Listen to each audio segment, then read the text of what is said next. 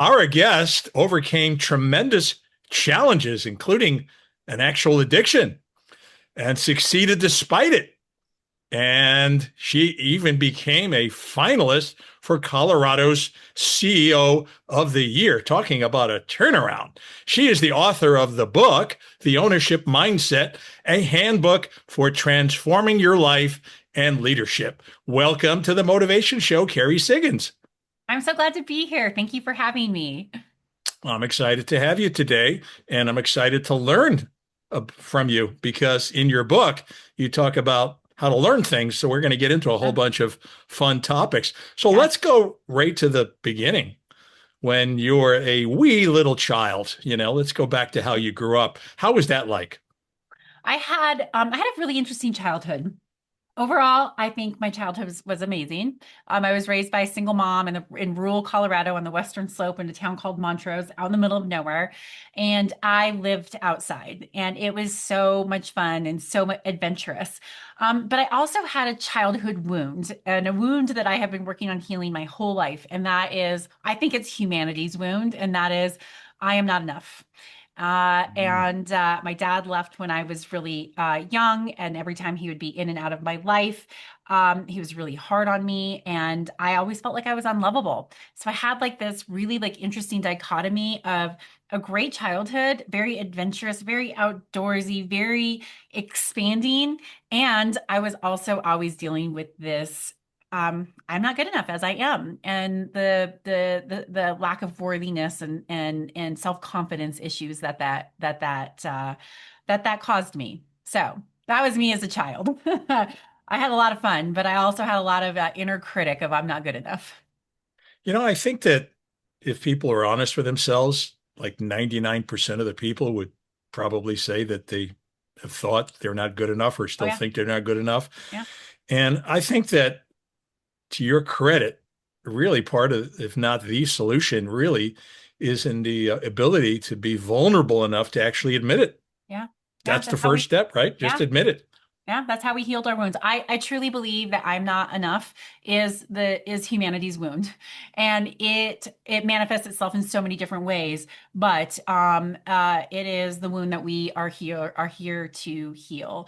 And you're right. You have to admit it to yourself first before you can then say, how do I understand that I truly am enough without shape shifting myself or lying or manipulating or trying to be somebody who I'm not, or being in control of everything or having ultimate power. That's the first step. We've got to admit it to ourselves. Well, Kerry, was there sort of like one aha moment that helped you to sort of shift, or is it a series of different things that you can credit for Yeah, helping you? it's an unfurling. It's really an unfurling. I've had big life-changing moments that have helped me see that this helped me see and understand this wound. I overdosed in 2006, which is what brought me back to Colorado and to Stone Age, the company that I run now. That was a huge pivot in my life. Coming to work at Stone Age and learning how to really lead myself and lead others through this idea of the ownership mindset was one of those huge pivotal moments. But none of them was like this aha awakening. It has just happened over time with this consistent inner work of understanding myself, of healing that wound of I am not enough to show up as who I am as my true authentic self. And for me, it wasn't just like this, oh, all of a sudden I've changed. It's learning, it's growing, it's making mistakes and doing that deep inner work to analyze, who am I really and who do I want to become? And if I don't like who I am now, what changes do I need to make in my life to become that person that I know I have the potential to be? So it's been an unfurling, and it continues to be an unfurling. I just turned 47, and I have learned more this year about myself than I think I have in any year, maybe. So it's a journey for sure. So, what led to that addiction, and how did you get yourself out Yeah. of it? Like, was it something that you did instantly after that and just shook it right off and just went cold turkey? Was there a process? Yeah, sure. So what caused it? I think it was a combination of two things. One, my personality is very much about boundary pushing. I love to push boundaries. I love to challenge myself. I like to stretch my thinking, and substances can do those things. And it was also combined with this wound of I am not enough. And so I used it to push boundaries, but also to kind of cope and to not really deal with how I was feeling about myself inside, as a way to, I don't know, to numb, so to speak. And not numbing in the sense of like, I don't want to feel. I actually did want to feel big things. I just didn't want to really look at that wound and see how it was manifesting itself in my life. Kind of as a victim mentality, if I'm perfectly honest. I didn't really blame myself for any of it. I blamed my dad. I blamed, my college. I blamed these circumstances in life rather than like, oh, it's me. And so that is that combination of why it got so bad. And then my overdose was the wake up call. And it wasn't actually almost dying. I have always been a very achievement driven person, ambitious. And so even though I had this like dark second life of substance abuse, I always went to work. I was always putting more work in and achieving and driving myself to grow and climb the corporate ladder, so to speak. And so I lived this dual life. And when I overdosed, I couldn't go to work for 3 days. And that was rock bottom for me because I had built this whole persona around I am successful and I am driven and I am going to, be a manager and be a leader. And so not being able to go to work is really what hit rock bottom for me. So I called my mom and told her everything, and I moved back to Durango. It was not a cold turkey thing. I mean, removing myself from the situation. I was living in Austin, Texas at the time. What rehab does, I didn't go to rehab. What rehab does is it takes you out of that environment. And I chose to do that, but I chose to do that by going home and living with my mother, which was something I was not proud of, but I'm so incredibly grateful for.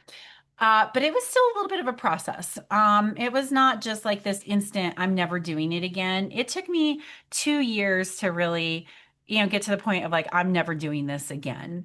It certainly changed when I moved here. I wasn't using, on a daily basis or, every other daily basis, but I could still find myself in situations. I shouldn't say that. I still put myself into situations where I had to make those choices and I always didn't always make the right one.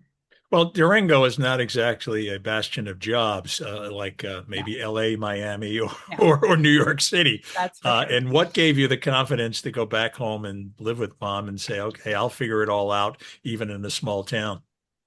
Hmm, that's a great question. I don't know if confidence is the right word. I think that I was in such a bad place that I didn't know where else to go. You needed the And cocoon of I mom. needed my mom. I Yeah. needed my mom. And so I didn't have confidence in the decision. In fact, it's 1,000 miles from Austin, Texas to Durango, Colorado. And that 1,000 miles, every mile, I questioned what I was doing. I cried. I was scared. I didn't have a job. It had a huge amount of debt. I was completely overwhelmed with the hole that I had dug myself in, but my roots were calling me. My mom was calling me, and so it wasn't confidence. I wouldn't say. It was maybe part desperation and part um, calling. Home was calling me, and I listened to that, even though I was so afraid. And I think that's the thing about confidence. People think that confidence is something that you do. I think confidence is a feeling, and how you build confidence is by taking action, by doing the things that scare you. And I didn't have a lot of confidence in myself at that time, but what moving back home did, especially without a job and especially with that kind of debt and moving back in with my mom, tremendously built my confidence over the following 2 years. I'll tell you, your story is extremely inspiring because when we think of a typical CEO, we probably think of this nice, smooth, curve where, people go to Harvard and they learn all these business skills and, they graduate at the top of their class and, very little problems along the way. And so, you tell this incredibly vulnerable and real story, that led you. Now, how does actually one become a CEO? Did you have any formal education or training that led you to that path? Yes and no. First of all, I don't think that there's ever an easy path to CEO. I mean, you can't be a good CEO without having faced a lot of challenges because it's one of the hardest jobs on the planet. And so even if it does look like this easy path on the outside, it probably isn't. My path was definitely not traditional. You don't go from substance abuse as an account manager, business development person, to running a company. That's just not what normally happens. So I definitely don't take for granted the risk that the founders had in hiring me and some of the luck that I had. But I have 2 degrees from Colorado School of Mines, in engineering and in business econ. And I worked for 𝐓𝐡𝐞 Corporation, huge manufacturing company, in operations management. And so when I came to Stone Age, it was a tiny company. I think it was 8 million in revenue. And the P&L that I was partially responsible for it at Eaton was like 50 million. So even though I had never run it, I was responsible for keeping things going for a much, much bigger operation than what Stone Age was. And that really prepared me for being able to come in and understand the challenges that manufacturers have. That being said, I had never managed a person before. So I'd only led through influence, never through direct management. And so I really had to learn like quickly how at 28 years old do I come in and start managing people who have way more experience than me and way more industry knowledge than me, and do it in a way where I earned respect. And so that's what I spent my first 2 years doing. So yeah, it was a combination of, I mean, if I didn't have Colorado School of Mines on my resume, there's no way that our founders would have interviewed me. One of them is a Mines graduate. One of them was a research assistant there. They met at Mines. And so they know how hard that school is. It's one of the hardest schools on the planet. And so they said, she made it through that. Like, we should talk to her because that takes grit. And I would have never gotten the interview if I wouldn't have had Mines on my resume. So yeah, it was a combination of a little bit of skill, experience, and education, and a lot of potential. Somebody seeing some potential in me and taking that risk on me. So, what inspired you to write this great business book in this sea of other thousands of leadership books that have been written? Yeah. I get asked so many questions around how did you do it? How did you become a CEO at such a young age? And how did you build this fantastic company and scale it the way that you've scaled it? And so I wanted to share my story in hopes that it could help other people who struggle with the same things that I struggled with as I was learning how to be a leader and how to run a team and run a company, help them overcome those challenges. And so it truly is a handbook. Like, you can go into a chapter and you can go into the table of contents and say, okay, like this particular chapter is on feedback. All right, how I have to give feedback. That's funny that I opened it because my next book is on feedback. So you can go in and there's practical steps that you can take with stories that will hopefully allow you to see yourself in it, and you can you can think, okay, here's how I can improve my experience or improve my leadership skills from this particular story and these examples. So I just wanted it to be a manual that people could use on their journey to become a better leader. So, the title of your book is The Ownership Mindset. And then, of course, there's a subtitle. What exactly is an ownership mindset? Yeah. The ownership mindset is the mindset of I am responsible for everything that happens in my life. Things don't happen to me, they happen for me, through me, and because of me. And this is the mindset that allowed me to change my life. I had a victim mentality. I didn't take full responsibility for everything that happened in my life. And when I started to say, nope, I am in my situation because of decisions I made. It has nothing to do with my childhood or my choices of going to college or all of these different things that were not in alignment with who I really was. It's on me. That empowered me to change my life. And so that's the foundation of it. is I'm responsible for everything that happens in my life. Things to happen through me, for me, and because of me, not to me. We are not participants in our life. We are creating our life, whether we're doing that intentionally or unintentionally. And so I wanted to inspire people with their capability, with their potential, if they really truly own it. So you created something very special in your company that a whole lot of employees probably are not familiar with. And Mhm. if they were, they'd probably love to be part of that. You created an employee stock ownership plan. Of course, the acronym is ESOP, Mhm. ESOP. So what exactly is employee ownership and why does it matter? Yeah. So there's all different kinds of forms of employee ownership. Ours is an ESOP, which is a very complicated structure that allows founders to sell the company to employees and create a mechanism for the transfer of stock. But ultimately, in the simplest form, employee ownership is allowing employees to share in the success of the company through ownership. And that can be looked at lots of different ways, whether it's a formal structure like ours. Even stock options are a form of employee ownership. I think a lot of people don't consider them to be ownership. They consider it to be compensation.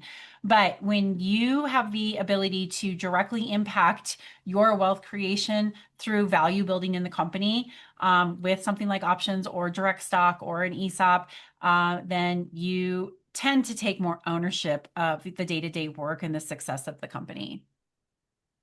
It seems like a lot of common sense there, you know. If Yeah. you are vetted into the company itself, you're probably not going to be that 9 to 5er who says at 5:01, Exactly. nope, I'm No, sorry, but gotta no. go. So, No, exactly. Well, I do a keynote on that, like how to turn paycheck players into high performers. Because in most companies, people are just there to collect a paycheck. They don't necessarily really care about the company. They might care about their career and their advancement, but how do you get them to really care about the customer and care about their teammates and care about the company? And you can do that with culture creation, and you can create the ownership mindset without being employee owned. But when you combine the two, it's powerful. It is powerful what you can do.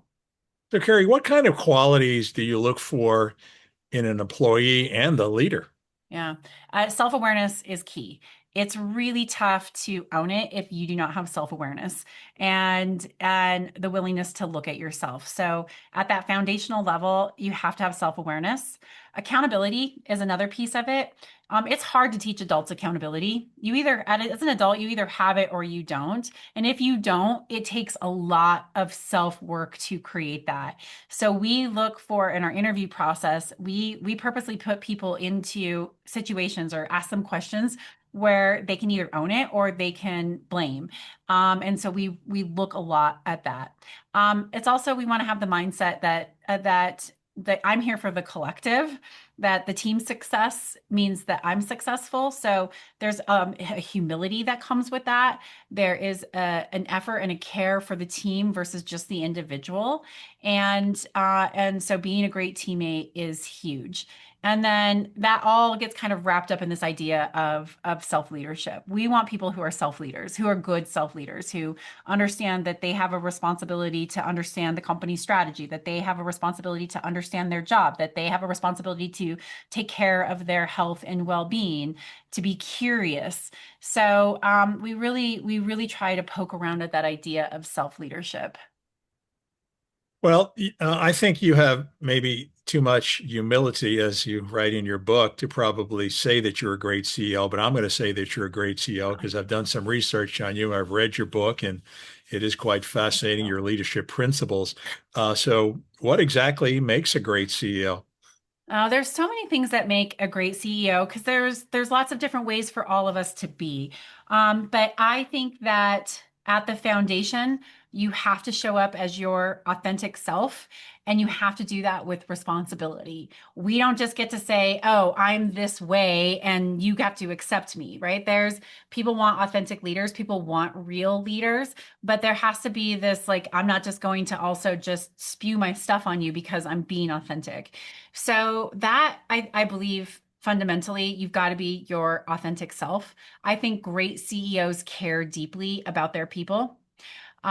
You cannot build a great company and a great culture if you do not care. I think great CEOs have ambidextrous thinking. They're able to hold multiple truths in their mind at the same time and challenge their own thinking. And we have to do that because the higher up you go, the fewer people who are willing to tell you that's a bad idea. You shouldn't do that. And so being willing to hold those multiple truths in your mind at the same time and still make decisions, and to say, just because I thought this doesn't make it true, or just because it's my idea doesn't make it a good one. Let's test it. Let's really make sure that we are making good decisions, not just making a decision because people agree with me. I think great CEOs have a clear vision, and then they can articulate that vision into an actionable plan that people say, I get it. I get where we're going, and I get my role in how we're going to make that happen. So those are a few of them. But at the foundation, you have to be yourself. And I think a lot of CEOs aren't willing to be vulnerable. They aren't willing to share their stories, and they even maybe like being put on a pedestal.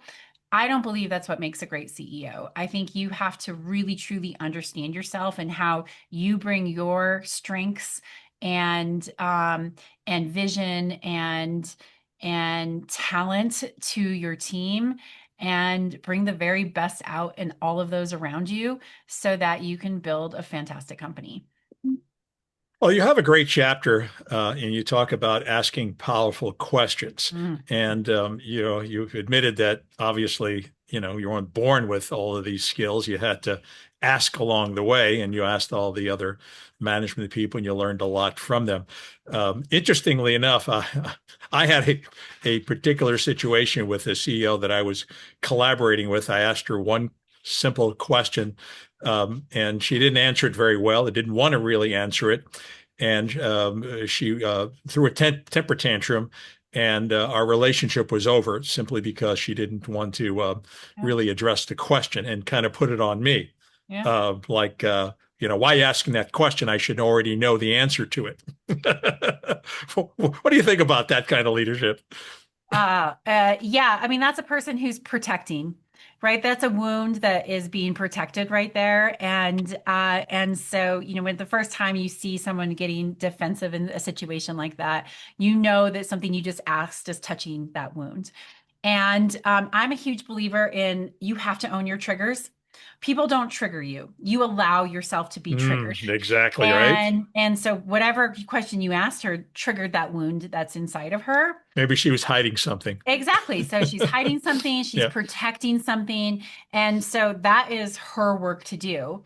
And our job, your job in that moment was to understand, okay, I triggered something here. What's my responsibility in this now? And that responsibility could be to say, okay, I have boundaries. I'm not going to work with this person. Or your responsibility could be like, okay, that's a sensitive subject. I do have to work with this person. How do I make sure that I am communicating in a way that doesn't unintentionally trigger that? Not that it's on you, but we still have to take a responsibility in how we communicate. And so, it's always a two-way street. Any interaction between two people is that interaction between two people. And there's always the seen and understood dynamics, and there's always the unseen and ununderstood dynamics that are at play there. And so that's why self-awareness is so key. So in your situation, like, you can have self-awareness to go, ooh, okay, I just touched a nerve there. Not my responsibility. Now, what am I going to do? It's her responsibility to understand why that touched that nerve, why she went into protect mode and defend mode.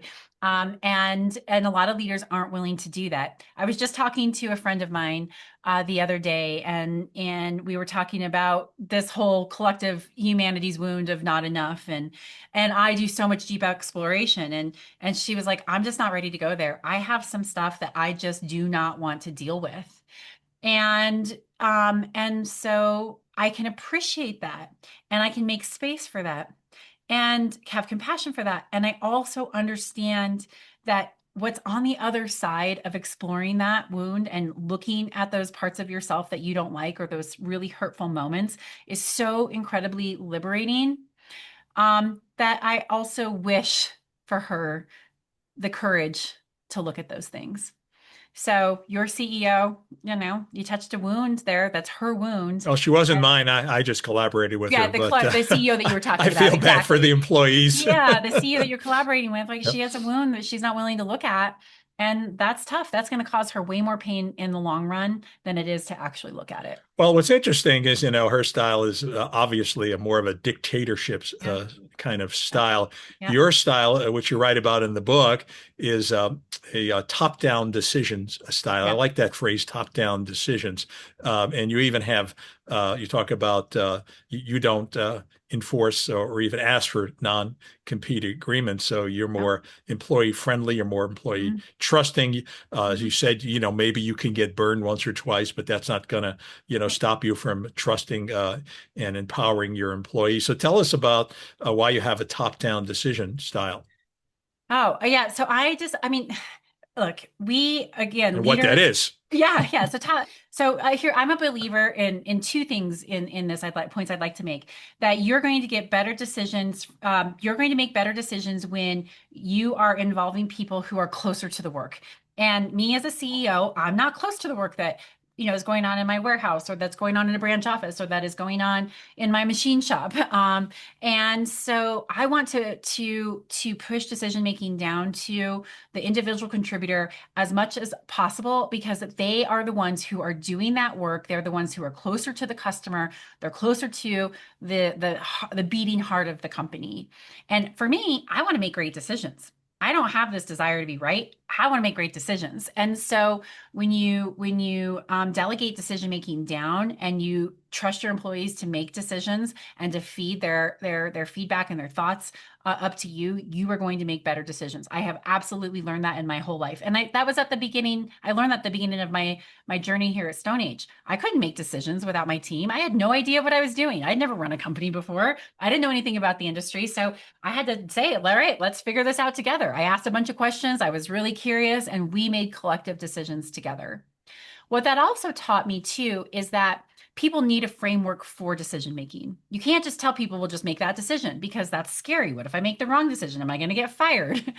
And so we've created a framework for decision making around with that puts some constraints on it. Right? These are the decisions that you can make, and here's how we want your feedback on maybe these decisions that have a little bit more of a consequence if we don't get them right. And that gives people an understanding of where the boundaries are, and where they can make decisions, and where their input is required or wanted for a decision. And that has really helped, I think, create just a culture where people are willing to share their ideas and speak up. I'll give you an example. We were just talking about in a company meeting that I was on before coming here about retaining and attracting talent. And an employee of mine sent me a Teams message and says, "Hey, we really should consider 4-day work weeks." And I responded to him and I said, we have tried figuring out every different way we could make this work from a global level, and we have not come up with a solution that works for the company and would work for our customers. And I really appreciate this nudge, and I would love your thoughts on it. And so he wrote me, a couple of paragraphs back around the thoughts he had around it. Like, that's awesome. Like, how many people are an individual contributor going to email their or Teams message their CEO during a company meeting and say, here's something that I think could help? Not many. And And so, not many CEOs necessarily would encourage it. yeah. And And I'm like, hey, thank so you so much. And here's what we've motivate people done. to do it. Yeah. Yeah, exactly. Like, literally just happened like 20 minutes ago. And so that's the kind of environment that you can create when you say, I care about what you think, and I want your opinion in these decisions that we're making. Well, you and I can go on forever, but we're closing out the interview here, sadly. But I have to tell you, your whole book is like a compendium of chapter after chapter of your favorite business philosophies, and they're all fascinating. So one of them caught my eye, and it's called "Don't Be Afraid to Change." Maybe you can expound on that before we leave. Yeah, I mean, we are beings who are meant to evolve, and we're not the same every single day. But I think people are they're so afraid of the unknowns, And so they think that it's safer to not change, just to keep everything steady. But the reality is that's not how reality works. We never know what the next moment is going to bring or how it's going to unfold. And so when we are in that flow state, when we work with the energy, we work with the universe, we work with whatever it changes being thrown at us, we can navigate it so much more gracefully and we can grow from it. But when we find ourselves resisting, when we find ourselves digging in our heels, it doesn't mean that you're not changing. You are. You're just making it harder on yourself and the people around you. So don't be afraid to change. Don't be afraid to say, you know what? I used to believe this and now I don't. I am a big believer of trying something on, and if it doesn't fit you anymore, you take it off. I'll give you an example. I have always thought that I wanted to run for governor of Colorado. I'm interested in politics, and I am curious about making an impact in a different way. The state of politics these days has made me change my mind. I don't want to run for office and get death threats and have my family have death threats. It is not an environment that I want to put myself in anymore. And maybe that might change. It will change because everything cycles, and it might appeal to me at a later date, and it might not. And so I've taken that off and said, you know what? That's just not on my roadmap anymore. It's not what I want. And people are like, well, you were really set on it. And I said, yeah. And then things change. And I'm okay with that. And I'm okay now with going down this different path.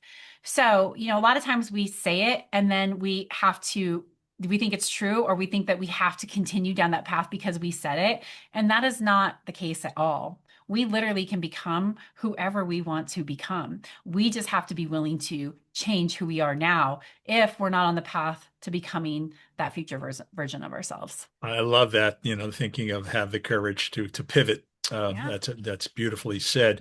And so, what fascinates me is how a $29.95 book can actually give you a millionaire mindset. And that's what your book has really done for me. I think, reading a book like yours, really, it's $29.95, but it's worth a million in what Yeah. you learned from that. Yeah. So I urge everybody go out there and pick up a copy of The Ownership Mindset, a handbook for transforming your life and leadership. There's a lot you can learn from Kerry, because I already have. Thank you so much for being on the Motivation Show today, Kerry. Thanks for having me, Eli. It's a pleasure being here.